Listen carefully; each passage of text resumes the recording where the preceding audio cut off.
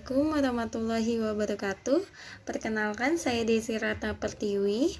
Dalam video kali ini saya ingin menjelaskan tentang positive accounting theory, yaitu dalam riset akuntansi, positif pertama kali dilakukan oleh William H.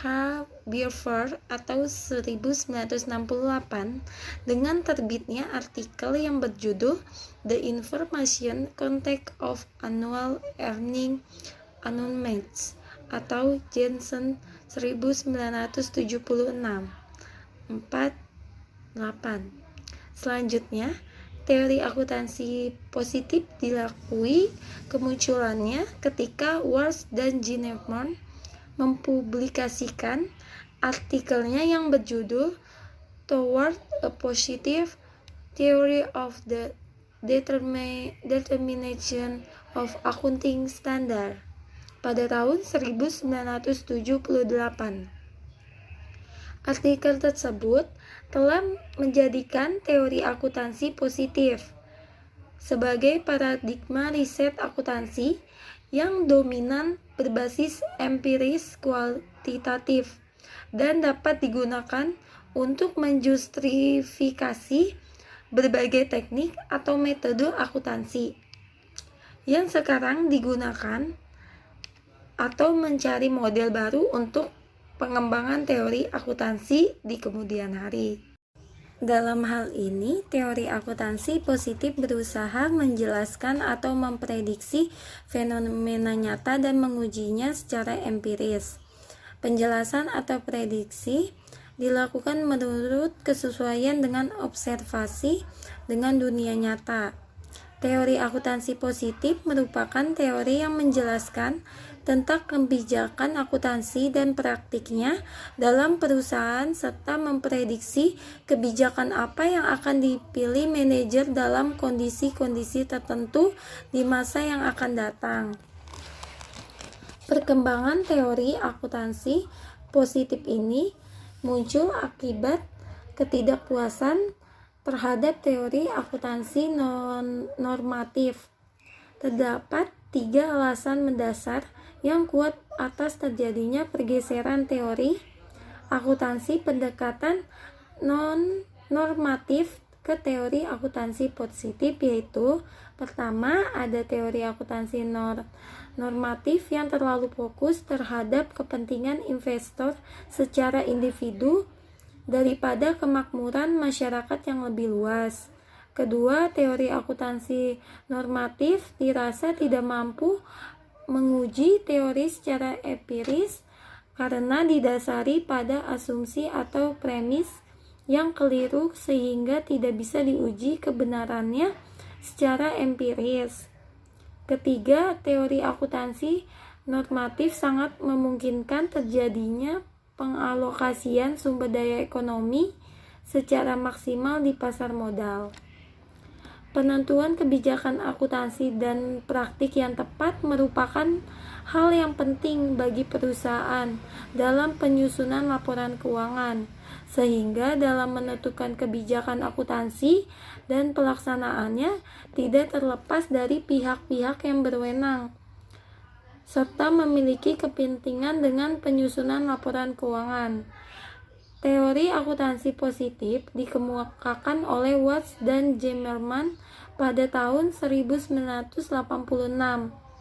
dengan tujuan menguraikan dan menjelaskan bagaimana proses akuntansi dari awal sehingga masa sekarang dan bagaimana informasi akuntansi disajikan agar dapat dikomunikasikan kepada pihak lain di dalam perusahaan.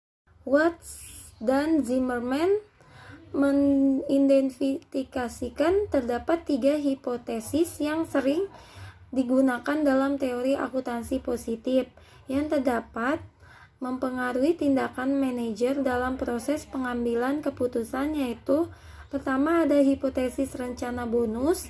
Manajer perusahaan dengan bonus tertentu cenderung lebih menyukai metode yang meningkatkan laba periode tahun berjalan. Kedua, hipotesis hutang atau ekuitas.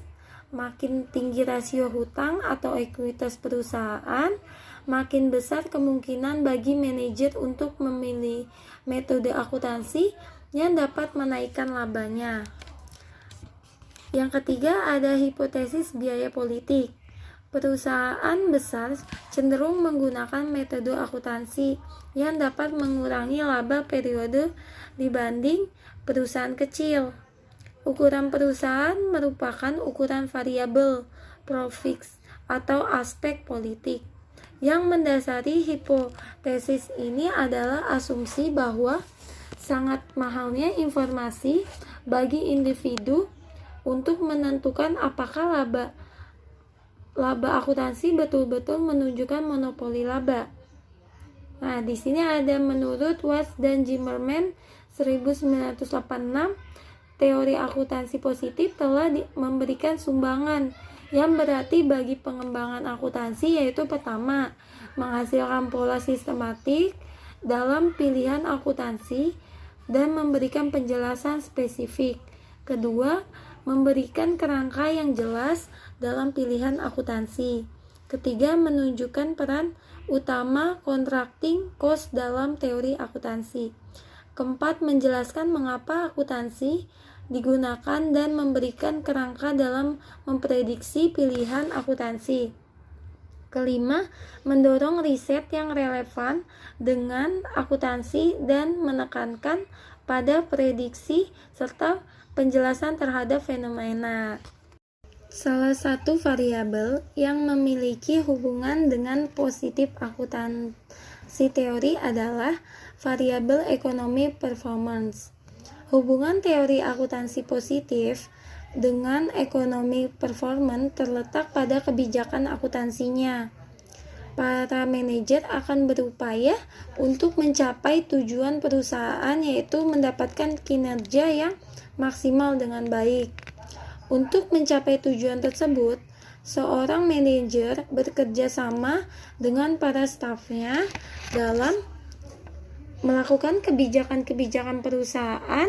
Kebijakan yang dikeluarkan oleh manajemen haruslah sesuai dengan kebutuhan perusahaan. Manajemen berupaya memiliki metode akuntansi yang lebih efisien dan efektif untuk menaikkan harga saham perusahaan tanpa melepaskan ketiga hipotesis teori akuntansi positif, sehingga dengan pemilih metode akuntansi yang tepat dan berdampak terhadap laba yang dihasilkan oleh perusahaan. Selain itu, teori akuntansi positif memiliki hubungan dengan variabel bisnis strategi, yang itu para eksklusif akan memilih kebijakan yang terdapat dalam tiga hipotesis teori akuntansi positif dengan pemilih metode akuntansi yang tepat akan berdampak terhadap laba dan dividen perusahaan. Ketika laba perusahaan meningkat, maka investor akan tertarik untuk berinvestasi sehingga harga saham meningkat dan meningkatkan economic performance.